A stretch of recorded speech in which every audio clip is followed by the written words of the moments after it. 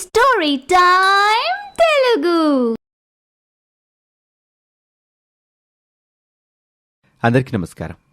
ఈరోజు మనం తెలుసుకోబోతున్న స్టోరీ ఇద్దరు కోడళ్ళు పార్ట్ 2. ఇంటికొచ్చిన నారాయణ హరి ఫోటో చూపించి సంబంధం గురించి కమలా స్వాతిలతో చెప్తాడు. అమ్మా స్వాతి, వీళ్ళది మనలాగే మధ్యతరగతి కుటుంబమే. నేను ఎంక్వైరీ చేశాను, చాలా మంచి కుటుంబం అని చెప్పారు. ఆ మాటకు స్వాతి, అలాంటి సంబంధం నేను చేసుకోనని మీకు తెలుసు కదా, తెలుసు కూడా ఎందుకు తెచ్చారు? మధ్యతరగతి కుటుంబం అయినా అబ్బాయి పట్నంలో సాఫ్ట్వేర్ ఉద్యోగం చేస్తున్నాడంట, అందుకే తెచ్చాను. హరి వర్క్ చేసేది ఎలక్ట్రీషియన్గా అని కూతురికి చెప్తే పెళ్లికి ఒప్పుకోదని సిటీలో జాబ్ చేస్తున్నట్టు అబద్ధం చెప్తాడు నారాయణ. ఈ సంబంధం కూడా వదులుకుంటే నీకు జీవితంలో పెళ్లి చేయడం మా వల్ల కాదు. వాళ్ళ ఆస్తిపరులు కాకపోయినా అబ్బాయికి మంచి జీతం వస్తుంది కాబట్టి వేరు కాపురం పెట్టి డబ్బులు బాగా వెనకేసుకోవచ్చు. నువ్వు కోరుకున్నట్టు డబ్బుని దానివి కావచ్చు. ఆ మాటకు స్వాతి ఆలోచనలో పడుతుంది. ఒప్పుకోవి స్వాతి, ఈ విధంగానైనా నువ్వు కోరుకున్నట్టు లక్షాధికారురాలు అవుతావేమో అనుకొని సరే అని ఆ పెళ్లికి ఒప్పుకుంటుంది స్వాతి. ఆ మాట విని నారాయణ కమల ఊపిరి పీల్చుకుంటారు. ఇరు కుటుంబాల పెద్దలు మాట్లాడుకొని హరికి స్వాతికి మంచి ముహూర్తం చూసి పెళ్లి జరిపించేస్తారు. ఒసే స్వాతి, ఇన్నాళ్ళకి నీ కోరిక నెరవేరింది. త్వరలోనే నువ్వు గొప్ప డబ్బున్న జీవితాన్ని అనుభవించబోతున్నావు. నీకెంత అదృష్టం పట్టిందో చూడు అనుకుంటూ ఎంతో ఆశగా అత్తారింట్లో అడుగు పెడుతుంది స్వాతి. అత్తారింటికొచ్చిన స్వాతి 4 రోజులకే భర్త హరితో ఇలా అంటుంది. ఏవండి, మనం పట్నంలో కాపురం పెడదామా? పట్నంలోనా? ఎందుకు? ఎలాగూ మీ ఉద్యోగం అక్కడే కదా, పట్నానికి ఇంటికి తిరిగే పని లేకుండా అక్కడే ఉందాం. పట్నంలో ఉద్యోగం ఉన్నది నాకు కాదు, మా తమ్ముడికి. నేను మన ఊర్లోనే చిన్న షాప్ పెట్టుకుని ఎలక్ట్రీషియన్గా పనిచేస్తున్నాను. ఆ మాట వినగానే స్వాతి గుండెల్లో పిడుగుపడ్డట్టు షాక్ అవుతుంది. తన కళ్ళ వెంట కన్నీళ్లు కారుతూ ఉంటాయి. మీ వాళ్ళకి పెళ్లికి ముందే ఆ విషయం చెప్పాను కదా. అప్పుడు అర్థమవుతుంది స్వాతికి తన తల్లిదండ్రులు తనకి అబద్ధం చెప్పి పెళ్లి చేశారని.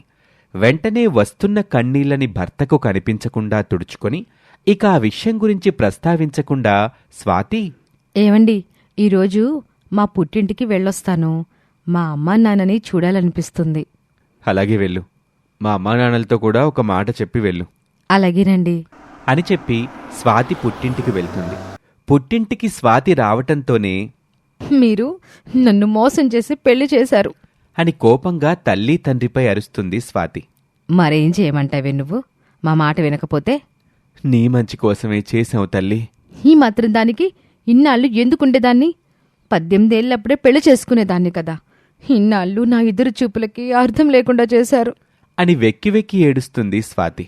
చూడమ్మా, మనకెలా రాసిపెట్టుంటే అలా జరిగి తీరుతుంది. దాన్ని ఎవరూ తప్పించలేరు. నేనిక కాపురానికి వెళ్ళను. ఆ మాటకి బిత్తరపోతారు కమలా నారాయణ. నువ్వలా చేస్తే మా పరువు పోతుంది. మీ అత్తింటి వాళ్ళు పంచాయతీ పెట్టి నలుగురిలో మమ్మల్ని అవమానిస్తారు. అంతా జరిగాక మేం బతకలేం, మాకింక ఆత్మహత్య దిక్కు అని తండ్రి నారాయణ అనటంతో ఆ మాటలకు భయపడుతుంది స్వాతి. నా కారణంగా మీరెందుకులే చనిపోవటం? పెళ్లి చేసుకున్నాక తప్పుతుందా? అంతా నా తలరాత. నేనే సర్దుకుపోతాలే అని ఆ మరునాడు అత్తారింటికి వెళ్ళిపోతుంది స్వాతి. కాని తనకి గొప్ప డబ్బున్న జీవితం గడపాలనే కోరిక మాత్రం మనస్సులో అలాగే ఉండిపోతుంది. దాన్ని బయటపడనివ్వకుండా గొప్ప కోడల్లాగా, బాధ్యతగా, చాలా మంచిదానిలాగా నడుచుకుంటూ అత్తారింట్లో నటిస్తుంది. ఒకరోజు ఆకాష్ జీతం తెచ్చి తల్లి సుశీలకిస్తాడు. ఆ డబ్బుని చూడగానే ఆ పక్కనే ఉన్న స్వాతి కళ్ళు మెరుస్తాయి.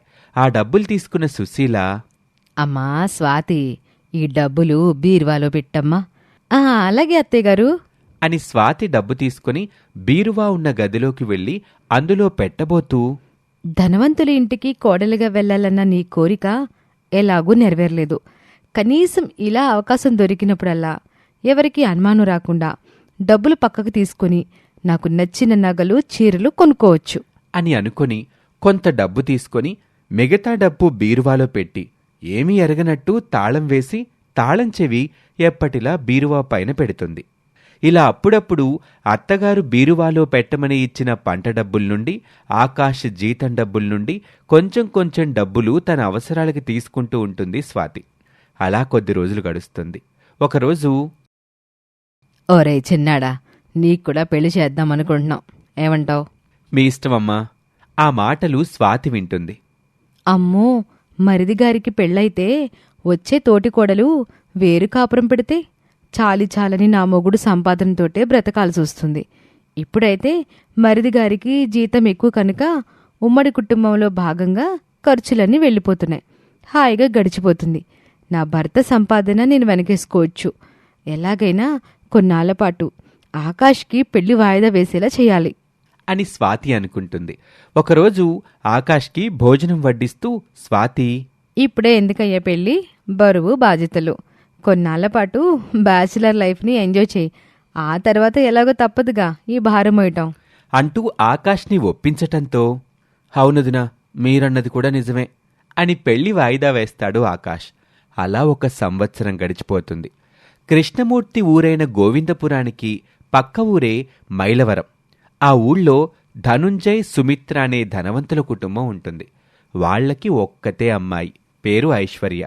ఒకరోజు ధనుంజయ్ కొన్ని ఫోటోస్ తీసుకొచ్చి కూతురు ఐశ్వర్యకిచ్చి, ఐశ్వర్య, వీళ్ళలో ఎవరు నచ్చారో చెప్పు, వెంటనే పెళ్లి చూపులు ఏర్పాటు చేస్తాను. వీళ్ళందరికీ ఆస్తిపాస్తులు ఏమాత్రం ఉంటాయి నాన్నా? మనకంటే ఆస్తిపరులే. అయితే ఈ సంబంధాలేవి నాకొద్దు. ఎందుకొద్దు? ఆస్తిలో మనకంటే తక్కువ వాళ్ళని చేసుకుంటాను. ఎవరైనా వాళ్లకంటే ఎక్కువ ఆస్తిపరుల ఇంటికి కోడలుగా వెళ్ళాలని అనుకుంటారు. కాని నువ్వెంటే డబ్బున్న ఇంట్లోకి కోడలుగా వెళ్లే కన్నా మనకన్నా కొంచెం తక్కువ ఆస్తున్న వాళ్ళ ఇంటికి కోడలుగా వెళ్తే ప్రేమ, గౌరవం దక్కుతాయని నా అభిప్రాయం. సరే, నీ ఇష్టమమ్మా. ఒక్కగానొక్క కూతురివి.